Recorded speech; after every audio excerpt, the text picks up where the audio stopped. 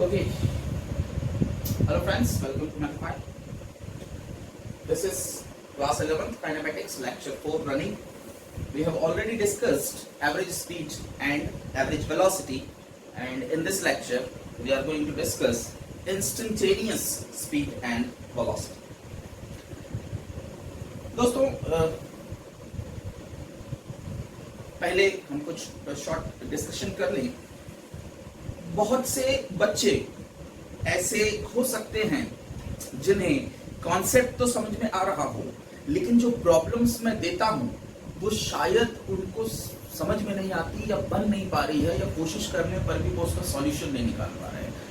एक normal problem शायद आपको बन जाए क्योंकि conceptually you are strong now, but उससे चिंता करने की जरूरत नहीं है दोस्तों।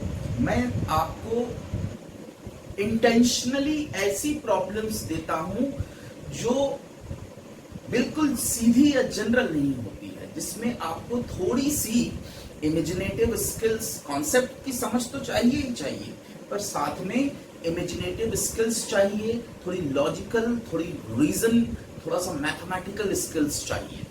मैं ऐसा क्यों करता हूं? जानबूझ के आपको डिफिकल्ट प्रॉब्लम्स देना क्यों पसंद करता हूं? ये मैं पसंद नहीं करता दोस्तों।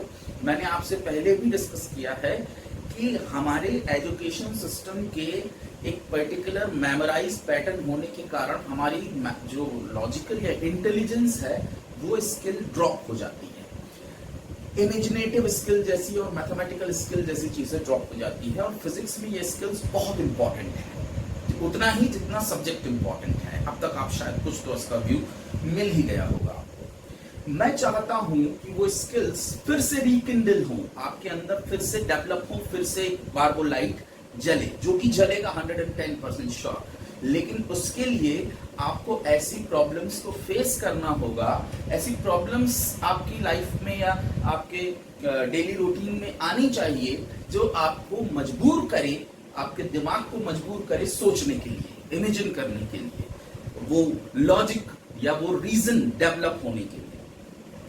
शुरू में प्रॉब्लम होगी, मैंने आपसे कहा था सर, कॉन्सेप्ट आपको सारे समझ में आएंगे, ये मैं 100% श्योर है, लेकिन जो प्रॉब्लम्स आपको दी जा रही हैं उनमें कहीं ना कोई सेट ऑफ स्किल छुपी होती है। ये स्किल आपको लगानी होगी, या इतना सोचना पड़ेगा, या इस तरह से आपको जानना पड़ेगा। वो मैं चाहता हूं आपके अंदर डेवलप हो, वो होगी धीरे धीरे, और अपने आप ही ये जो प्रॉब्लम्स अगर आपको नहीं बन रही अभी, तो आगे जाके कुछ 15 से 20 दिन में आप देखेंगे कितनी सिंपल प्रॉब्लम्स थी जो अभी हमको नहीं बन रही है। ऑफ कोर्स तब और भी चैलेंजेस, दूसरे चैलेंजेस आपके सामने होंगे। यही हमारा काम है दोस्तों, सीखना। जब तक आपको नहीं बनेगा, तो अपनी लिमिट नहीं पता होगी, तब तक आप उस लिमिट को ओवरकम नहीं कर सकते। और वहीं की वहीं बैठे तो हमने क्या सीखा? कुछ भी नहीं सीखा। सो वो इंटेंशनल है, आप उसकी चिंता न करें। आज नहीं बन रही है कोई बात नहीं, आगे जाके बनेगी ही बनेगी, गारंटेड है। क्योंकि अच्छा, इसका एक और रीजन मैं आपको दे दूं। मैं चाहता हूं कि आपको मैथमेटिकल जो फिनोमेनास हैं उसकी इंपॉर्टेंस समझ में आए, कि जिस काम को करने के लिए हमको इतनी माथापच्ची करनी पड़ी, जिसको सोचने के लिए, मैथमेटिक्स वो कितनी आसानी से सॉल्व हो जाता है। मैथमेटिक्स की कितनी ज्यादा इंपॉर्टेंस है लाइफ में। किसी छोटे से छोटे डिसीजन या छोटे से छोटे प्रॉब्लम को डील करने के लिए दिमाग को जितनी एनर्जी खर्च करना पड़ती है, मैथमेटिक्स वो काम 1% एनर्जी खर्च करके आपका करवा सकता है, अगर आपके पास वो स्किल्स हैं तो। वो भी आप देखेंगे, जैसे रिलेटिव स्पीड की मैं प्रॉब्लम्स आपको अभी दिया, कुछ ऐसी प्रॉब्लम्स दिया जो इमेजिन करके, क्योंकि आपको उसके पीछे का मैथमेटिक्स तो अभी मैंने बताया ही नहीं है। जब आप उसके पीछे का मैथमेटिक्स जानेंगे तो आप देखेंगे अरे ये तो बड़ा सड़ा सा क्वेश्चन था, बहुत ही सिंपल है, प्लस माइनस वाला काम है, कुछ भी नहीं करना है उसमें, ठीक है। और वो देखेंगे कि यार कितना सोचना पड़ रहा था, अभी कितना आसान हो गया। So that is the power of mathematics, जो बहुत इंपॉर्टेंट है। हमें लगता है किसी काम का नहीं है, लेकिन जब आप उसको प्रॉब्लम्स में अप्लाई करेंगे, जो फिजिक्स आपको खूब अपॉर्चुनिटी देता है, तब आप देखेंगे कि मैथमेटिक्स से काम कितने आसान हो जाते हैं, उसके बिना कितना मुश्किल है किसी भी प्रॉब्लम से डील करना। तो जो कॉन्सेप्ट्स अभी चल रहे हैं उनके फंडामेंटल आपके क्लियर हैं, आप उसकी चिंता न करें। जो क्वेश्चंस मैं देता हूं वो मैं इंटेंशनली कुछ ऐसे देता हूं कि आपकी कुछ सेट ऑफ स्किल्स का यूज हो, वो आपके अंदर है, वो डेवलप होंगी धीरे धीरे, और जब वो डेवलप हो जाएंगी तो आप खुद ही समझ जाएंगे कि अगर आप 1 किलोमीटर ही आज भाग पाते हैं, तो इसका मतलब ये नहीं है कि 1 महीने बाद भी आप 1 किलोमीटर ही भाग पाएंगे। वो आपका जो है, अगर आप डेली प्रैक्टिस करेंगे, डेली भागेंगे, तो वो अपने आप नेचुरली बढ़ता चला जाएगा। तो मैं आपको वो देना चाहता हूँ, बार बार आपको उन सिचुएशंस में डालना चाहता हूँ, इसलिए मैं ऐसी प्रॉब्लम्स राइज करता हूँ। ओके, और कुछ प्रॉब्लम्स चलिए मैं भूल ही जाता हूँ, और कुछ याद नहीं रहता मुझे कि मैंने पूछा क्या था। तो पिछले लेक्चर की 1-2 प्रॉब्लम्स जो मैंने क्वेश्चन दिया था, चलिए वो डिस्कस कर लेते हैं पहले, फिर आगे बढ़ते हैं। एक तो शायद मैंने आपको क्वेश्चन दिया था कि हाँ, 2 ट्रेन्स हैं, पैरेलल ट्रैक पे चल रही हैं, और दोनों के बीच का सेपरेशन आई गेस कितना लिया था, 1 किलोमीटर शायद, हाँ 1 किलोमीटर, और दोनों का जो लेंथ है वो लेंथ हमने लिया था 100 मीटर, दोनों ट्रेन्स का 100 मीटर की ट्रेन्स थी, दोनों के बीच का सेपरेशन था 1000 मीटर, और हाँ, हमारा क्वेश्चन था कि इन ट्रेन्स को पास होने में, दोनों की दोनों 60 किलोमीटर पर आवर से चल रही थी, सेम स्पीड से 60 किलोमीटर पर आवर, और क्वेश्चन ये था कि दोनों को क्रॉस करने में कितना समय लगेगा। रिलेटिव स्पीड तो यहाँ 120 किलोमीटर पर आवर है, तो VR वो तो मैं ले लेता हूँ 120 किलोमीटर पर आवर। क्रॉस करने में कितना समय लगेगा, तो हम जानते हैं कि time is speed is distance upon time, तो time is distance upon speed. तो डिस्टेंस आपको निकालना होगा, रिलेटिव स्पीड तो आपको दी ही हुई है, रिलेटिव डिस्टेंस निकालना होगा। रिलेटिव स्पीड है 120 किलोमीटर पर आवर। अगर डिस्टेंस आपने निकाल लिए कि क्रॉस करने के दौरान रिलेटिव डिस्टेंस यानी टोटल डिस्टेंस कितना ट्रेवल हुआ, तो आप इस क्वेश्चन का आंसर आसानी से दे देंगे। तो देखिए दोस्तों, थोड़ी इमेजिनेटिव स्किल लगेगी क्योंकि इसकी मैथमेटिक्स आपको पता नहीं है। तो दोनों बिल्कुल आइडेंटिकल स्पीड से चल रही है, बिल्कुल सेम स्पीड से चल रही है, तो ये कहां पर जाकर मीट करेंगी, अगर ये क्वेश्चन मैं पूछूं कहां पर जाकर ये मीट करेंगी, तो एग्जैक्टली मिड पॉइंट पर जाकर मीट करेंगी। दोनों बिल्कुल सेम स्पीड से चल रही हैं, तो हाँ, कोई तेज चल रही होती, कोई स्लो, तो कहीं और मीट करती, लेकिन ये तो इसका मतलब 500 मीटर पे जाकर ये दोनों मीट करेंगी, कुछ इस तरह से, ऐसे। ठीक है, ये ट्रेन भी इधर जा रही है, ट्रेन एक इधर जा रही है, ये मीट कर रही है कहां पर, 500 मीटर पर जाकर। इसने भी 500 मीटर चला, इसने भी 500 मीटर चला। Hope it is clear. क्या ये क्रॉस हो गई? नहीं, अभी ये क्रॉस नहीं हुई। क्रॉस कब होगी? क्या इस कंडीशन में क्रॉस होगी? नहीं, इस कंडीशन में भी क्रॉस नहीं होगी। कब क्रॉस होंगी? जब ट्रेन ए यहां पहुंच जाए और ट्रेन बी यहां पहुंच जाए, तब हम कहेंगे क्रॉस हो गई। Hope you are getting this. तो इस क्रॉसिंग में कितना समय लगेगा, सॉरी कितना डिस्टेंस ट्रेवल करना होगा, दैट वाज द क्वेश्चन। और अगर वो आपने निकाल लिया तो आपका आंसर आपके हाथ में है। मैं फिर से इसका आंसर नहीं बता रहा हूं, ताकि मैं फिर चाहता हूं कि आप फिर से अपना थोड़ा सा दिमाग लगाएं और मुझे कमेंट में या व्हाट्सएप पर इसका आंसर बताएं। ठीक है, अगले लेक्चर में मैं आपको इसका आंसर बता दूंगा, सॉल्यूशन करके बता दूंगा। एक और क्वेश्चन जो मैंने पूछा था, मतलब मैंने आपको बता दिया इसकी ट्रिक कि भाई कैसे हम इसको सोच सकते हैं। और एक और क्वेश्चन मैंने पूछा था कि मेरे ख्याल से हाँ, x is equal to 4t square minus क्या दिया था, t स्क्वायर माइनस 4t दिया था। हाँ, x is equal to t square minus 4t, ये पोजीशन दिया था। एवरेज वेलोसिटी पूछा था, सॉरी एवरेज स्पीड पूछा था। हाँ, एवरेज वेलोसिटी हमने निकाल लिया था, और हमें निकालना था कि 0 to 8 सेकंड में इसकी एवरेज स्पीड क्या हो। अब एवरेज स्पीड के लिए आपको चाहिए टोटल डिस्टेंस। एक बच्चे ने इसको सॉल्व किया है, बाकियों ने भी शायद सॉल्व किया हो, जिसके लिए उसने नंबर लाइन सिस्टम का यूज किया बच्चे ने। तो अगर आप सीधे सीधे देखें इसका डिस्प्लेसमेंट कितना हुआ, तो t इज इक्वल टू 0 पर कहाँ था, 0 पर। t इज इक्वल टू 8 पर कहाँ था, तो 32 पर। ठीक है, तो उसकी इनिशियल पोजीशन है 0 और फाइनल पोजीशन है 32, तो उसका डिस्प्लेसमेंट तो हुआ 32, लेकिन हमें डिस्प्लेसमेंट नहीं डिस्टेंस चाहिए, हमें एवरेज स्पीड चाहिए। तो एवरेज स्पीड के लिए आपको चाहिए डिस्टेंस, ये तो डिस्प्लेसमेंट है। और प्रॉब्लम ये है कि ये पार्टिकल अगर आप 1 रखें यहाँ पर या 2 रखें तो आप देखेंगे कि ये पार्टिकल नेगेटिव डायरेक्शन में भी जाता है। तो आपको ये देखना होगा, अगर ये ओरिजिन है और ये है 32, तो वो यहाँ से 32 पे तो गया, ये तो ठीक है, लेकिन उसके पहले वो यहाँ गया इस तरफ, फिर रिटर्न आया और फिर 32 पर गया। तो अगर आप ये डिस्टेंस निकाल लें कि वो कितना डिस्टेंस यहाँ से नेगेटिव डायरेक्शन में गया, ठीक है, नेगेटिव डायरेक्शन में कितना डिस्टेंस गया वो आप यहाँ पर रख रख के निकाल सकते हैं। 1 रखा, 2 रखा, 3 रखा, 4 रखा, ऐसे ही करना पड़ेगा फिलहाल। तो आपको दिख जाएगा कि यहाँ कितनी दूर तक जाकर फिर रिटर्न आया, और फिर इसके बाद तो 32 मीटर गया है, उसमें तो कोई इश्यू नहीं है। तो अगर मैं मान के चलूं कि वो नेगेटिव डायरेक्शन में 4 मीटर गया, मानो, ठीक है, तो पहले वो यहां से शुरू करता है, आप रखकर देख लीजिए, एक बार रखकर बता दूं। 1 रखें, टी की वैल्यू 1 रखें, 1 सेकंड बाद कहां होगा, 1 सेकंड बाद, तो 1 - 4 यानी कहां मिला, -3 पर, यहां से -3 पर। 2 रखें 2 रखें तो 4 - 4 यानी कहां मिला, 0 पर, ठीक है, देख लीजिए आप। नो सॉरी, -4 -8, ठीक है, तो -3 1 सेकंड में, चलिए कर ही देते हैं, ठीक है, मैं एक सेकंड रख के जाता हूं, देखता हूं कहां पहुंचेगा, ठीक है, यहां से यहां तक पहुंचा तो ठीक। t = 1 रखा, t = 1 पर कहां पहुंचा, तो 1 - 4 यानी -3 पर, तो 1 सेकंड बाद मैं देखूंगा उसको तो -3 पर मिलेगा, ठीक है। t = 2 रख के देखो, तो t = 2 रखा तो 2 स्क्वायर यानी 4 - 4 × 2 यानी -4, 8 आएगा ये, 4 - 8, ठीक है। तो थोड़ी 1 सेकंड बाद, 2 सेकंड बाद मुझे मिला -4 पे, 1 सेकंड बाद मिला था -3 पे, 2 सेकंड बाद मिला -4 पर। t = 3 रखकर देखता हूं, 3 रखा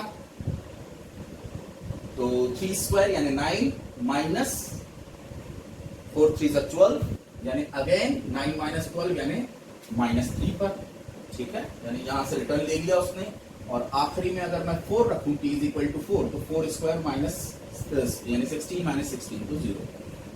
तो इसका मतलब क्या हुआ, इससे क्या कंक्लूजन निकला कि वो यहां से -4 तक गया और फिर -4 से वापस गया, और उसके बाद जो ये डायरेक्शन पकड़ा तो फिर तो पॉजिटिव ही रहेगी उसकी डायरेक्शन हमेशा, मतलब इसी डायरेक्शन में चलता रहेगा। हो गया आपका सॉल्यूशन। तो बंदा, अगर मैं आपसे सीधे पूछूं, बंदा पहले यहां गया 4 मीटर, फिर यहां से 32 मीटर दूर गया, यानी उसका नेगेटिव डिस्प्लेसमेंट है -4 प्लस, फिर से इस डायरेक्शन में तो +4, और फिर यहां से 32 तो +32। देखिए, इस डायरेक्शन में जाना नेगेटिव, इस डायरेक्शन में जाना पॉजिटिव, कहीं से भी जाए उससे फर्क नहीं पड़ता, ठीक है। इस डायरेक्शन से इधर गया -4, ये -4 डिस्प्लेसमेंट ले लिया, फिर इधर से वापस ओरिजिन पर गया तो वापस इस डायरेक्शन में गया तो +4 डिस्प्लेसमेंट हुआ, और फिर उसके बाद यहाँ से 32 मीटर 8 सेकंड में बोला था, तो 8 सेकंड बाद आपको 32 मीटर पे मिलेगा, यानी कुल मिलाकर इसका, ओ सॉरी, हमें तो डिस्टेंस निकालना, सॉरी डिस्प्लेसमेंट तो पहले ही निकल गया था, डिस्प्लेसमेंट तो 32 ही था, तो डिस्टेंस यहां से 4 मीटर गया, फिर यहां से यहां गया, तो 4 metre plus 4 metre 8 metre plus 32, यानी कितना डिस्टेंस ट्रेवल किया उसने, टोटल 40 मीटर का डिस्टेंस ट्रेवल किया। टाइम कितना लगाया, 8 सेकंड लगाया, तो उसकी स्पीड हुई 40/8 या सिंपली 20/4 या 10/2 यानी 5 मीटर पर सेकंड। ये है उसकी एवरेज स्पीड, जबकि एवरेज वेलोसिटी हुई final position minus initial position, t = 0 पर 0 पर था, t = 8 पे 32 पे था, 32/8 मीटर पर सेकंड, ये एवरेज वेलोसिटी। ओके, तो यहाँ पर आपको ये इमेजिनेटिव स्केल और नंबर लाइन सिस्टम का यूज करना पड़ा। अब आप शायद सवाल उठाएं, अरे ऐसा कब तक करते रहेंगे भाई साहब, कहाँ तक दूसरों, बिल्कुल सही बात, ऐसा कब तक करते रहेंगे, कहाँ उसको ढूंढ रहे हैं। ये तो चलो इसमें तो 2 से ही वापस आ गया, t = 2 सेकंड से रिटर्न हो सकता है, t = 10 सेकंड और 15 सेकंड से रिटर्न, तो ऐसा करते ही रहेंगे क्या, उसको एक एक गिनते ही रहेंगे। तो क्या करें, इसका क्या कुछ सॉल्यूशन डायरेक्ट है क्या? हाँ जी है, वही तो मैथमेटिक्स है जो आपके इस काम को आसान करेगी। उसके बाद ये बच्चा करने की जरूरत नहीं है, तुरंत विद इन 5 सेकेंड आपका आंसर आपके हाथ में होगा। लेकिन वो मैथमेटिक्स अभी हम नहीं पढ़ सकते, उसका नाम मैं जरूर आपको बता सकता हूं, उसे कहते हैं मैक्सिमा एंड मिनिमा।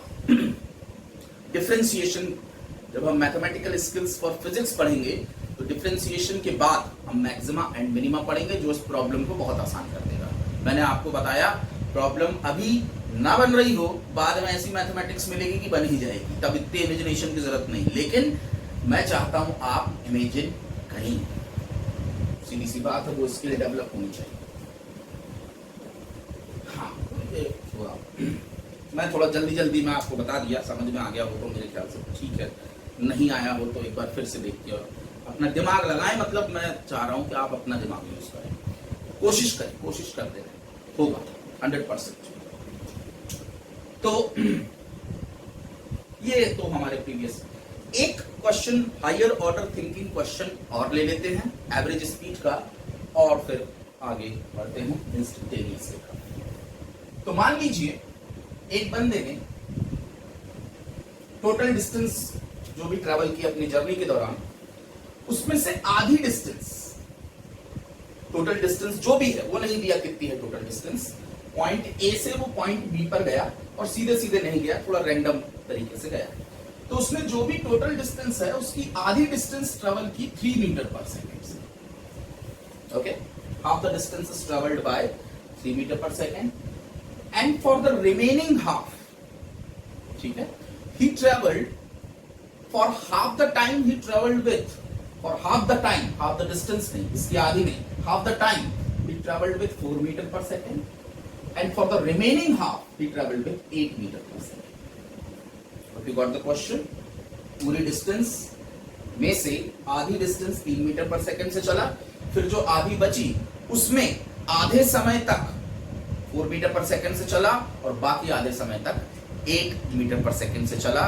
तो उसकी एवरेज स्पीड या एवरेज वेलोसिटी, यूनिडायरेक्शनल है तो कुछ भी बोले, क्या होगी? तो चलिए दोस्तों, पहले तो अपन गिवन क्वांटिटीज जो नहीं है उसको मान लेते हैं। तो मान लें कि टोटल डिस्टेंस है d, let's consider the total distance is d नहीं है तो हमने मान लिया। तो ऑफ कोर्स ये डिस्टेंस कितनी हो गई, d/2, ठीक है। और मान रहा हूं मैं कि वो t1 टाइम तक 4 मीटर पर सेकंड से चला और t2 टाइम तक 8 मीटर पर सेकंड से चला, ऐसा मान कर चलिए, या फिर इसको t2 और इसको t3 कर देता हूं। क्यों? क्योंकि यहां से यहां तक भी चला, तो मान लीजिए यहां से यहां तक t1 टाइम तक चला, यहां से यहां तक t2 टाइम तक चला और यहां से यहां तक t3 टाइम तक चला। और आपको t2 और t3 का एक रिलेशन दिया है, क्या दिया है कि दोनों बराबर है। फॉर हाफ द टाइम ही ट्रेवल्ड, जो भी टाइम था half the time travelled with this speed, for remaining half travelled with this, यानी कि इसने दिया है कि t2 is equal to t। Verbally अगर आप समझ गए हो, समझने की कोशिश करें, आधे टाइम तक और आधे टाइम तक, तो मतलब पूरे का आधा आधा बांटा है तो दोनों बराबर ही, सीधी सी बात है। ओके, तो ये हमने अपना वो कर लिया भाई कि क्या अपना जो नहीं दिया उसको कैसे यूज कर ले। आप ये भी कर सकते थे, एक और हम जो कर सकते हैं, तो उसने बोला ये टोटल टाइम जो चला उसका आधा आधा, तो हम ये मान सकते थे कि ये टोटल टाइम t है जो वो चला, यहां से यहां तक चलने का टोटल टाइम t है। तो फिर आप सीधे सीधे कह सकते थे t/2 और ये t/2 आधा आधा, ठीक है। लेकिन मैंने इसको t2 t3 से बोल दिया। ऐसा क्यों किया है? क्योंकि अगर कोई दूसरा क्वेश्चन है, मान ली उसमें, ऐसा क्यों किया मैंने? क्योंकि हो सकता है कि कोई ऐसा क्वेश्चन दे दे कि जिसमें 1/3 टाइम तक और 2/3 टाइम तक, या कुछ भी कर सकता है, तो क्यों ना इंडिविजुअल ही रखे और उनका जो रिलेशन दिया है उसका हम बाद में यूज करेंगे, ठीक। अब बताइए दोस्तों, एवरेज स्पीड का फॉर्मूला क्या है? तो एवरेज स्पीड का फॉर्मूला है total distance upon total time. Total distance कितनी है तो वो तो हमने पहले ही मान ली d है, ठीक है। अब बचा टोटल टाइम, यानी आपको t1 निकालना है, t2 निकालना है और t3 निकालना है। यानी मैं आपका फॉर्मूला एवरेज स्पीड का रख दे रहा हूं यही, average speed is d upon t1 plus t2 plus t3। बस सबसे पहले तो ये बताइए क्या t1 हमें दिया है? हाँ दिया है। यहां से यहां तक की डिस्टेंस दी है d/2 आधी डिस्टेंस, और स्पीड दी है 3 मीटर पर सेकेंड, और टाइम होता है यानी यहां से यहां तक जाने में कितना समय लगा, तो डिस्टेंस अपॉन स्पीड यानी d/2 डिवाइडेड बाय 3 यानी d/6 सेकेंड। ये तो मुझे मिल गया, सीधा ही दिया था, है ना। अब यहां से यहां तक जाने में कितना समय लगा, तो डिस्टेंस तो पता ही नहीं है, स्पीड तो पता है लेकिन डिस्टेंस नहीं पता।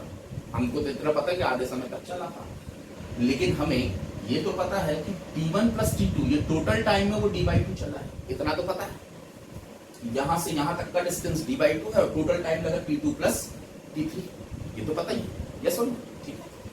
तो चलिए कह दें इस डिस्टेंस को मैं मान लेता हूं d1 और इस डिस्टेंस को मान लेता हूं d2, ठीक है, मान लेते हैं। तो हम इतना तो जानते ही हैं कि d1 plus d2 is equal to d/2, d1 plus d2 is equal to d/2। अब d1 कितना है, डिस्टेंस, तो distance speed is equal to distance upon time, तो distance is equal to speed into time.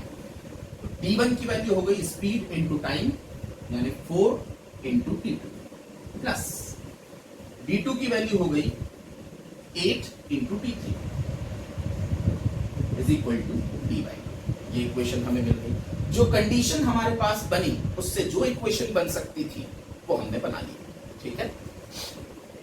अब ये distance यहां से यहां तक की हमें पता नहीं थी, यहां से यहां तक की पता नहीं थी, तो हमने मान लिया, कंसीडर कर लिया कि ये d1 और ये d2 है, लेकिन ये तो पता है कि यहां से यहां तक का टोटल डिस्टेंस d/2 है। तो हमारे पास जो कंडीशन थी कि भाई d1 plus d2 is equal to d/2, d1 कितना है d2 कितना है पता नहीं, लेकिन ये पता है कि t2 टाइम तक चला 4 मीटर पर सेकंड से, तो ये d1 है, और t3 टाइम तक चला 8 मीटर, तो ये, और दोनों का एडिशन, ठीक है। अब उस कंडीशन का यूज जो हमको पहले दे दिया था कि दोनों बराबर हैं, इसका मतलब है t1 या तो t3 की जगह t2 रख दूं या फिर t2 की जगह t3 रख दूं, t2 रख देता हूं तो ये हो जाएगा 4t2 plus 8t2 is equal to d/2 as t2 is equal to t3 as per the given condition। इसका मतलब है t2 की वैल्यू कितनी आ गई भाई साहब, ये आ गया 12, नीचे गया तो t/24 सेकेंड, ये आ गया आपका t2, और यही है आपका t3 भी, क्योंकि t2 और t3 बराबर है। ये आ गया भाई साहब आपका total time, v average is equal to total distance upon t1 is d/6 plus t2 is d/24 plus t3 is again d/24, LCM हो गया 24, ऊपर d है, कितना गया 24 LCM है, तो 4d प्लस d तो हो गया 6d, 4 टाइम्स d से d कैंसिल, पलट के गया 4 मीटर पर सेकेंड की एवरेज स्पीड से बंदा चला। ये हॉट क्वेश्चन है, इसे हायर ऑर्डर थिंकिंग क्वेश्चंस कहते हैं। यानी इसके पहले जो मैंने आपको इसके पहले रिलेटिव स्पीड का बताया था वो भी हॉट था, स्पीड निकालने वाला जो क्वेश्चन था वो भी हॉट था। Higher order thinking question, normal thinking से आप इस क्वेश्चन को सॉल्व नहीं कर पाएंगे कि आपको दे दिया है कि आधी डिस्टेंस v1 से चला, आधी डिस्टेंस v2 से चला, तो बताओ, तो वो तो सिंपल है, ठीक है।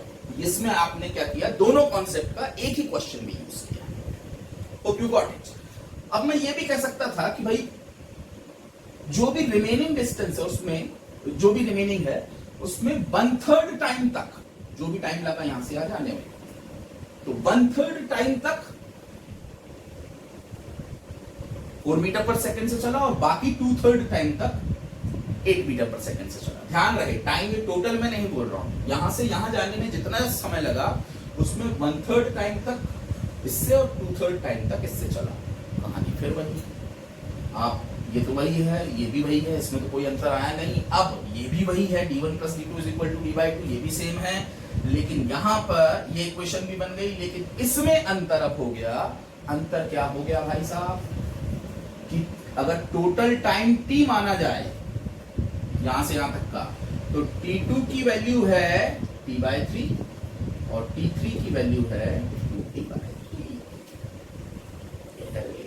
डायरेक्टली भी कर सकते थे t2 t3 का रिलेशन, भाई T2 इज इतना T3, बस ये T/3 उठा के यहाँ रख दीजिए। कहाँ गया ये T2, सॉरी ये T2 की जगह पर T/3 रख दीजिए, T3 की जगह पर भी T/3 रख दीजिए, तो आपको T मिल जाएगा। और अगर T मिल गया तो T2 भी मिल गया, T3 भी मिल गया, और T1 तो पहले ही आपके हाथ में था।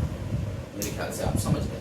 मल्टीपल अप्रोच है, आप चाहो तो टोटल T मान के वैसे कर लो, और आप चाहो तो T1 और T2 का रिलेशनशिप जो भी उसने बोला है ऐसे भी बोल सकता है कि T2 is 3 times T1। इसमें नहीं बोल रहा हूँ T2 is 3 times T3, वो ऐसी कंडीशन भी दे सकता है, तो वो कंडीशन यहाँ पर फिल करते हैं। Hopefully you got the question. एक क्वेश्चन मैंने आपको वर्कशीट में दिया है, इसी तरह का है, लेकिन वो न्यूमेरिक नहीं है, सिंबॉलिक है। V1 V2 V3 वाला कॉन्सेप्ट है, ठीक है। आज ही आपको शायद शीट मिली, आज या कल जब भी मिली है, hopefully you have started solving it. और कोई भी प्रॉब्लम अगर आपको शीट में आती है तो आप बेफिक्र बेझिझक डिस्कस करें। छोटी है बड़ी है ये सब ना सोचें, अभी प्रॉब्लम आना लाजमी है, उसका सॉल्यूशन करना मेरा काम है, ठीक है। चलिए अब आते हैं अपने प्राइम टॉपिक यानी इंस्टेंटेनियस स्पीड एंड वेलोसिटी। दोस्तों मान लो आप बाइक से जा रहे हैं, कहीं घूम रहे हो बाइक से, सडनली पीछे वाले ने आपसे पूछा स्पीड क्या है, तो आपने देखा स्पीडोमीटर 50 किलोमीटर पर आर बता दिया, अभी 50 किलोमीटर पर आर आपकी स्पीड है। क्या उसके पहले भी आपकी स्पीड 50 किलोमीटर पर आर थी? पता नहीं, हो सकता है हो सकता है ना हो। क्या उसके बाद भी आपकी स्पीड 50 किलोमीटर पर आर ही रहेगी? पता नहीं। अभी तो हम उस इंस्टेंट में, जिस इंस्टेंट में उसने पूछा, उस इंस्टेंट की स्पीड आपने बता दी, ना आगे की ना पीछे। राइट एट दैट मोमेंट आपकी स्पीड क्या है, यही कहलाती है इंस्टेंटेनियस स्पीड या इंस्टेंटेनियस वेलोसिटी। आपको डिस्प्लेसमेंट अपॉन टाइम को वेलोसिटी, डिस्टेंस अपॉन टाइम को स्पीड। किसी इंस्टेंट में जो स्पीड आप मेजर करते हैं, किसी ड्यूरेशन में जो मेजर करते हैं वो एवरेज है, और किसी इंस्टेंट में जो मेजर करेंगे उसे हम कहते हैं इंस्टेंटेनियस स्पीड। अब मैं अगर आपसे पूछूं कि मान लीजिए आप 50 किलोमीटर का डिस्टेंस, 50 मीटर का डिस्टेंस आपने 10 सेकंड में ट्रैवल कर लिया, 50 मीटर का डिस्टेंस 10 सेकंड में ट्रैवल कर लिया, तो आपकी एवरेज स्पीड क्या रही? तो आप कहेंगे ये क्या बच्चा सवाल है, अरे 50 मीटर अपॉन 10 सेकंड, 5 मीटर पर सेकंड, इसमें क्या बड़ी बात है, अच्छी बात है। और एवरेज स्पीड तो बड़ी आसानी से, total displacement upon total time, total distance upon total time. अब दोस्तों मान लो आपका स्पीडोमीटर खराब है। स्पीडोमीटर वो डिवाइस है जो इंस्टेंटेनियस स्पीड मेजर करता है आपकी बाइक या कार या जो भी है। अब अगर आपका दोस्त पूछे भाई साहब स्पीड क्या है, क्या आप बता सकते हैं? फंस गए। एवरेज स्पीड तो बड़ी आसानी से बता देते हैं, लेकिन इंस्टेंटेनियस स्पीड आप नहीं बता पाते। क्यों? क्योंकि ना तो एक पर्टिकुलर इंस्टेंट का ड्यूरेशन पता है, और ना ही कितना डिस्टेंस ट्रेवल किया उस इंस्टेंट में वो पता है। तो डिस्टेंस भी नहीं पता, टाइम भी नहीं पता, तो आप बताएंगे कैसे? डिस्टेंस अपॉन टाइम करके ही तो स्पीड बताते हैं। लेकिन इतना चलता है, इंस्टेंट होता क्या है? What is instant? Instantaneous speed का मतलब स्पीड एट एन इंस्टेंट। लेकिन स्पीड का तो फॉर्मूला वही है, speed is distance upon time. बस बात ये हो गई है कि टाइम ड्यूरेशन लंबा ना लेके आपने एक इंस्टेंट ले लिया, छोटा सा टाइम ड्यूरेशन ले लिया, तो जितना छोटा आपका ड्यूरेशन होगा उतनी ही कम डिस्टेंस आप ट्रेवल करेंगे। सीधी सी बात है। अगर 1 घंटे में 10 किलोमीटर, तो आधे घंटे में 5 किलोमीटर, तो 15 मिनट में 2.5 किलोमीटर, तो और छोटा कर और छोटा कर, 1 सेकंड में, आधे सेकंड में फलाना, तो डिस्टेंस भी अपने आप कम होती चली जाएगी। ये तो सीधी सी बात है। ड्यूरेशन कम तो डिस्टेंस कम, ड्यूरेशन ज्यादा डिस्टेंस ज्यादा। So what is an instant? क्या डेफिनेशन है इंस्टेंट की? इंस्टेंट का मतलब है a unit of time duration as small as possible. Time duration का जितनी हो सके उतनी छोटी वैल्यू इंस्टेंट है, यही डेफिनेशन है। इसको हम कई तरीके से बोलते हैं, पलक झपकते ही, चुटकी बजाते ही, और नजर घुमाते ही, मतलब हम क्या कहना चाह रहे हैं कि मतलब समय बिल्कुल बीत ही नहीं पाया और हो गया, एक इंस्टेंट में हो गया, खत्म हो गया, इंस्टेंटेनियसली हो गया। तो वो इंस्टेंट जो आप बोल रहे हैं कितनी देर में हो गया, अगर कोई पूछे आप कहेंगे बिल्कुल यूं हो गया भाई। अरे भाई कितनी देर में, 1 सेकंड में, आधे सेकंड? अरे नहीं भाई, बिल्कुल समय का पता ही नहीं चला। यही हम कहते हैं इंस्टेंट। तो इंस्टेंट का क्या कोई डेफिनेट ड्यूरेशन है? नहीं, उसकी डेफिनेशन है as small duration as possible, the smaller the better. जितना छोटा ड्यूरेशन होगा उतनी एक्यूरेट आपकी वैल्यू होगी, उतना एक्यूरेट वो इंस्टेंट माना जाता है। तो बोले भाई साहब अच्छा 1/1000 सेकेंड, इसको तो मान सकता हूं इंस्टेंट, तो नहीं, क्या इससे छोटा हो सकता है? सॉरी 1/1000 सेकेंड, तो क्या इससे छोटा इंस्टेंट हो सकता है? हाँ भाई साहब 1/10,000 सेकेंड। क्या इससे छोटा हो सकता है? हाँ भाई साहब 1/1 लाख सेकेंड। क्या इससे छोटा? हाँ हो सकता है। आप तो लगाते चले जाओ। अगर मैंने यहां पर 10 टू द पावर 100 भी ले लिया 1/, इतने सेकेंड, यानी 1 सेकेंड को इतने भागों में बांट दिया, तो फिर पूछूंगा क्या इससे छोटा हो सकता है? आप कहेंगे हाँ, तो फिर वो ज्यादा बेहतर है। ये तो भाई साहब कोई बात ही नहीं हुई। यानी इंस्टेंट की डेफिनेशन के अकॉर्डिंग ड्यूरेशन क्या लूं मैं, और जब तक मुझे ड्यूरेशन ही नहीं पता रहेगा तो मैं डिस्टेंस कैसे उसमें मेजर करूं? कि भाई ड्यूरेशन ही नहीं पता कि कितनी देर चला, तो मैं क्या बताऊं कि कैसा चला और कहां चला और कितनी दूर चला, तो कुछ बता ही नहीं सकते। ये तो समस्या है। लेकिन बताता तो है स्पीडोमीटर, कुछ तो होगी उसकी मेथड, होती तो है आपकी हर इंस्टेंट में कुछ ना कुछ स्पीड, और स्पीड का फॉर्मूला डिस्टेंस अपॉन टाइम ही है, और टाइम इतना छोटा है कि आप उसमें डिस्टेंस मेजर करना बड़ा मुश्किल है। तो जब इस तरह की समस्या आती है तो अब हम क्या करें? तो दोस्तों सीधा सा बात, आप ये तो समझ गए होंगे कि नॉर्मल मैथमेटिक्स या कैलकुलेशंस लगा के आप इस समस्या का समाधान नहीं कर सकते। आपको थोड़ी स्पेशल मैथमेटिक्स की जरूरत पड़ेगी। क्या समाधान है? हाँ है, लेकिन वो मैथमेटिकल है, एक स्पेशल मैथमेटिक्स। तो पहले तो एवरेज स्पीड क्या होती है? V average. एवरेज स्पीड होती है displacement upon time, change in position upon time. ये तो हो गया, ठीक है। इंस्टेंटेनियस क्या होती है? तो वी आई से रिप्रेजेंट कर रहा हूं इंस्टेंटेनियस को। तो पहले मैं स्टेटमेंट लिख दूं, फिर आपको बताता हूं।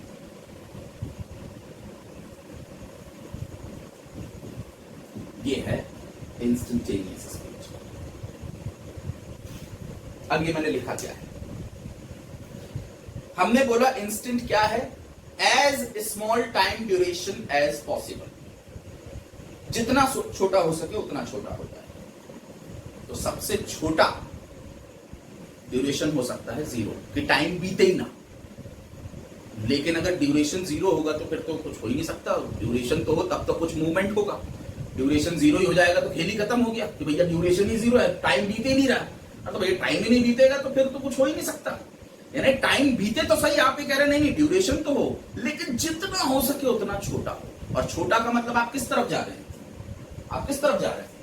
1/10 हो, नहीं उससे भी छोटा। 1/100 हो, नहीं उससे भी छोटा। 1/1000 हो, नहीं उससे भी छोटा।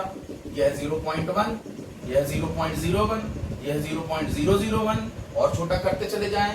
जरा गौर कीजिए आप किस तरफ जा रहे हैं? आप 0 की तरफ जा रहे हैं।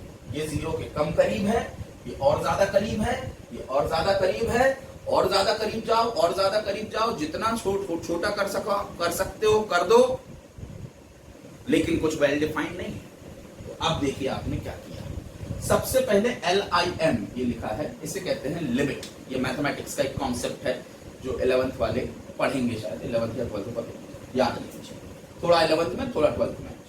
हाँ, तो ये लिमिट आपने लिमिटाइज किया। किसको किया? टाइम को। अब आपने किया ये है, इसको कहते हैं limit del t tends to 0. del t is our time duration, tends to is going towards, ठीक है। तो लिमिट del t यानी time duration is going towards 0, यानी आपने टाइम ड्यूरेशन को ऑर्डर दिया कि भाई किस तरफ जाओ, किस तरफ जाओ? 0 की तरफ जाओ। जितना हो सके उतना छोटा हो जाओ, लेकिन आपकी लिमिट है 0, यानी आप जीरो वैल्यू ऑक्यूपाई नहीं कर सकते। ये आपकी लक्ष्मण रेखा है, इस पर पैर नहीं रख सकते। इससे जितने करीब पहुंच सकते हो पहुंच जाओ, जितना करीब पहुंचो उतना अच्छा, उतनी एक्यूरेट वैल्यू मिलेगी हमें, लेकिन जीरो वैल्यू नहीं लेना है। तो लिमिट का मतलब यही है कि टाइम ड्यूरेशन को आपने कहा जा भाई जीरो के जितने हो सके उतना करीब हो जा, 1/1000 1/10,000 मतलब जितना हो सकता है उतना हो जाए, लेकिन जीरो मत होना, जीरो वैल्यू मत लेना। इसे कहते हैं लिमिट। मैथमेटिक्स का एक बहुत इंपॉर्टेंट कॉन्सेप्ट है और आप समझ ही गए होंगे जब वेल डिफाइंड चीजें नहीं होती तो हम लिमिट का यूज करते हैं, हम बोलते हैं जा, ठीक है। तो अब जैसे जैसे डेल टी छोटा होता जाएगा यानी ड्यूरेशन कम होता जाएगा, वैसे वैसे डिस्टेंस ट्रेवल्ड भी उसके अकॉर्डिंग कम होता जाएगा। अभी मैंने आपको बताया अगर 1 सेकंड में 10 मीटर तो आधे सेकंड में आधा सेकंड का ड्यूरेशन लेंगे तो 5 मीटर की डिस्टेंस मिलेगी। 1/4 सेकंड का ड्यूरेशन लेंगे तो 2.5 मीटर की डिस्टेंस मिलेगी। ऐसे जितना छोटे ड्यूरेशन करते जाएंगे उसी रेशियो में डिस्टेंस भी कम होता चला जाएगा। तो ये जितना छोटा होता चला जाएगा ये भी उतना ही छोटा होता चला जाएगा।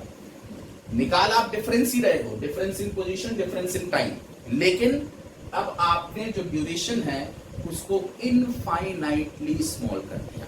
इसे कहते हैं इनफाइनाइटली स्मॉल कर दो। कितना छोटा कर दो तो इनफाइनाइटली, जितना हो सके उतना।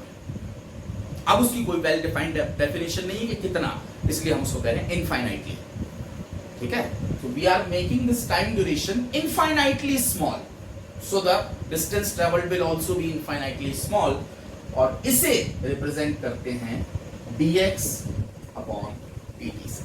When the time duration is extremely small, infinitely small, then del t की जगह हम उसको dt लिख देते हैं। dt भी ड्यूरेशन ही है, final time minus initial time ही है, लेकिन ये इनफाइनाइटली स्मॉल टाइम है, एज स्मॉल एज पॉसिबल। और dx भी चेंज इन पोजीशन ही है, डिस्टेंस ट्रेवल्ड ही है, लेकिन ये भी इनफाइनाइटली स्मॉल डिस्टेंस है, इनफाइनाइटली स्मॉल डिस्प्लेसमेंट है। और दोस्तों ये जो नया टर्म आपके सामने आया है dx अपॉन dt, इसे कहते हैं differentiation. Very very important branch of mathematics, calculus का एक पार्ट, बहुत ही इंपॉर्टेंट पार्ट, न सिर्फ मैथमेटिक्स में बल्कि फिजिक्स में भी।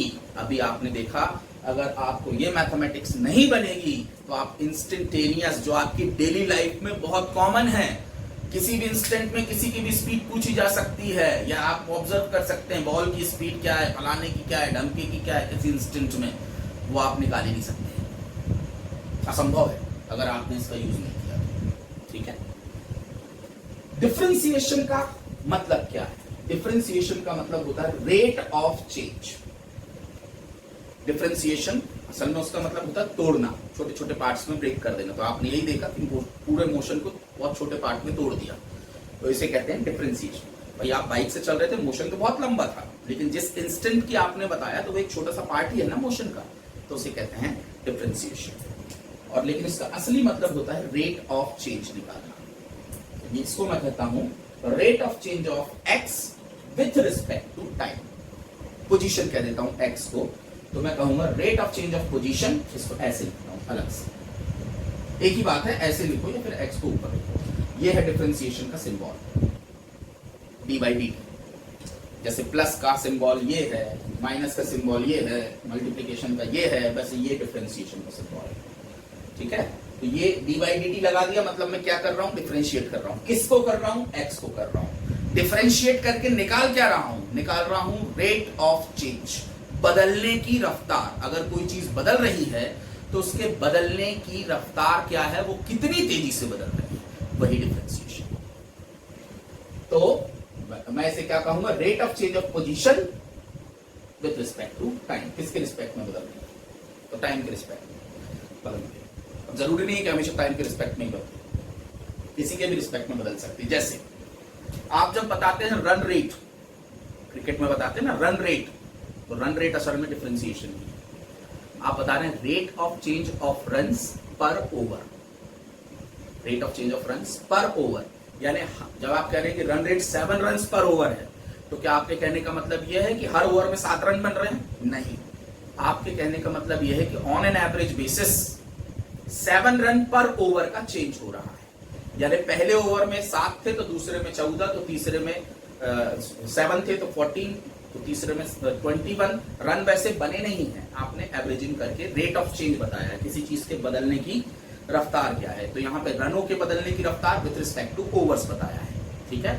इसी तरह से अगर मेरी इनकम 30,000 रुपीज पर मंथ है, अगर मैं ये बता रहा हूँ तो 30,000 रुपीज पर मंथ, तो अगर मैं उसको ब्रेक करूं तो मैं कह सकता हूं 1,000 रुपीज पर डे, उसको 24 से डिवाइड करूं तो कह सकता हूं 1,000 डिवाइडेड बाय 24 जो भी आएगा पर आवर इंटू 60 कर दूं, 1,000 डिवाइडेड बाय 24 इंटू 60 तो बोल सकता हूं पर मिनट, और उसको भी 60 तो पर सेकेंड, उसको भी जितना चाहे तो मतलब जितना छोटा ड्यूरेशन चाहूं उतना छोटा ले सकता हूं। रुपए तो बदल ही रहे हैं। अगर हर महीने 30,000 रुपए की मैं इनकम कर रहा हूं तो हर दिन 1,000 रुपए की इनकम कर रहा हूं, मतलब पॉजिटिव चेंज हो रही मेरे पैसे।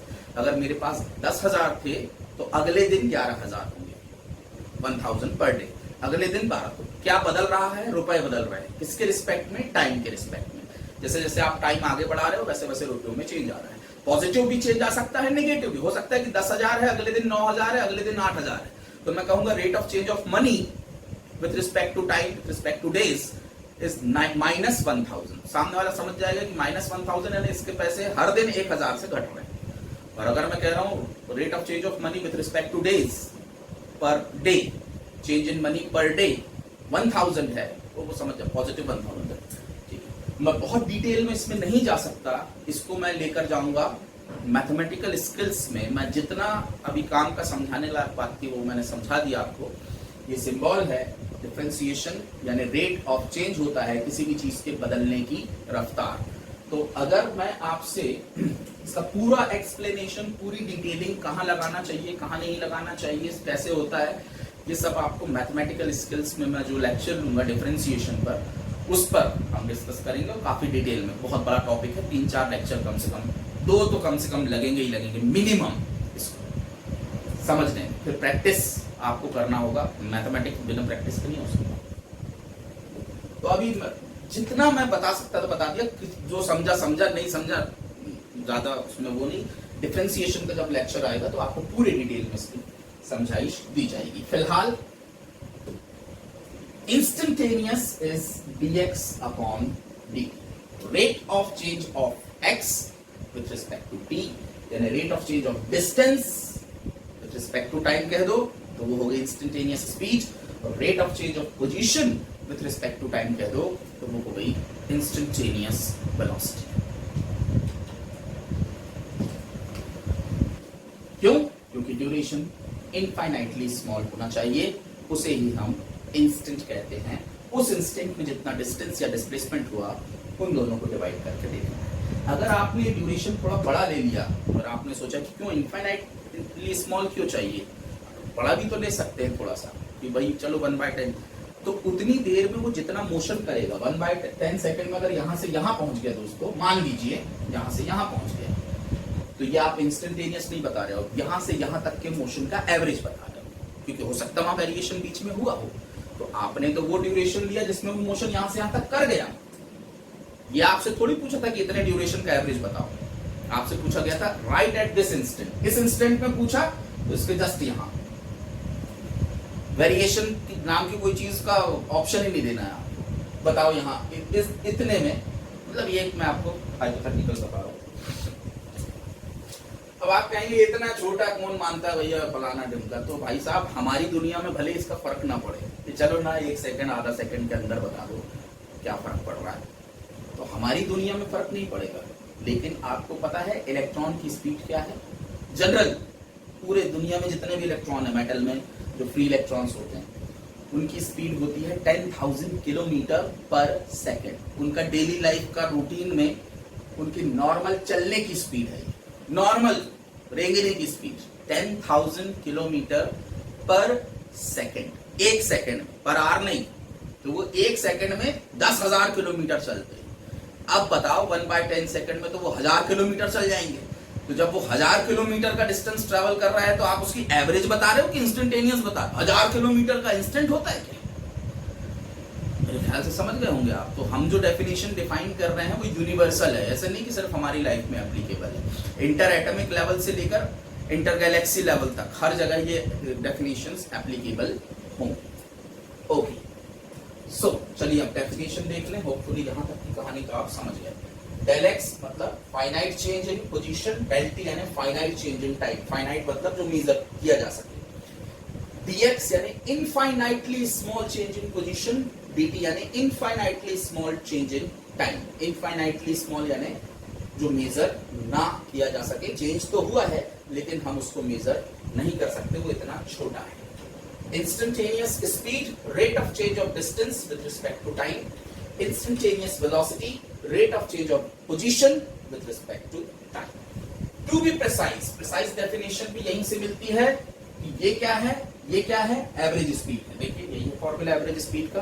तो एवरेज स्पीड को क्या कर दिया गया है, लिमिटाइज कर दिया गया है। एवरेज स्पीड में टाइम को लिमिटाइज कर दिया तो उससे पूरी एवरेज स्पीड ही लिमिटाइज हो गई। ये अपने एक लिमिट में बांध दिया, ड्यूरेशन इतना छोटा होना चाहिए, ठीक है। सो यहां से ही ओरिजिनल डेफिनेशन बनती है, the limiting value of average speed is called instantaneous speed. The limiting value बोल तो सामने वाला समझ जाता है, उसको मतलब मैथमेटिक्स पता है। लिमिटिंग का मतलब आप बोल रहे हो लिमिट लगा के हमने जो वैल्यू निकाली।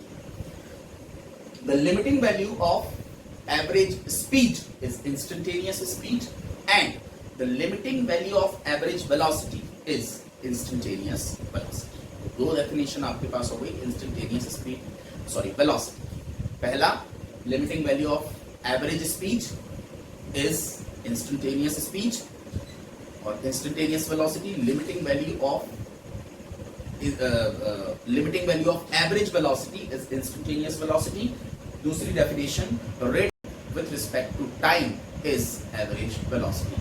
एवरेज स्पीड को rate of change of distance with respect to time generally नहीं कहते, उसको सीधे बोलते हैं limiting value of average speed, क्योंकि डिस्टेंस का रेट ऑफ थोड़ा अच्छा नहीं, मतलब मैथमेटिकली साउंड नहीं है। तो ये हुआ आपका इंस्टेंटेनियस स्पीड। डेफिनेशन तो अब आप नोट कर सकते हैं खुद ही, बाकी सब वही है, मीटर पर सेकंड और सब वही SI यूनिट और जो है। ये लेक्चर थोड़ा सा लॉन्ग हो गया इसलिए मैं आगे इसमें नहीं जाना चाह रहा हूं। अभी मैंने सिर्फ आपको डेफिनेशन दे दी, अगले लेक्चर में उसको नोट डाउन करवा दूंगा, मतलब बोर्ड पे लिख दूंगा जो जो इन्फॉर्मेशन मैंने आपको इस लेक्चर में दी है। डिफरेंशिएशन का अलग से लेक्चर बना के डालूंगा जिसमें आपको पूरी बातें डिटेल में सब कुछ डिफरेंशिएशन, ये यहीं यूज नहीं होगा, ये पूरा फिजिक्स में यूज होने वाला है। डिफरेंशिएशन, इंटीग्रेशन, लिमिट, ये हर जगह यूज होगा। यही है बेसिक मैथमेटिकल स्किल्स, और आपको पूरे लॉजिक समझा के बताऊंगा कि आखिर इसका यूज क्या है। तो इस लेक्चर में इतना ही। अगले लेक्चर में हम इंस्टेंटेनियस से शुरू करेंगे, कुछ प्रॉब्लम्स करेंगे और आएंगे एक्सेलरेशन।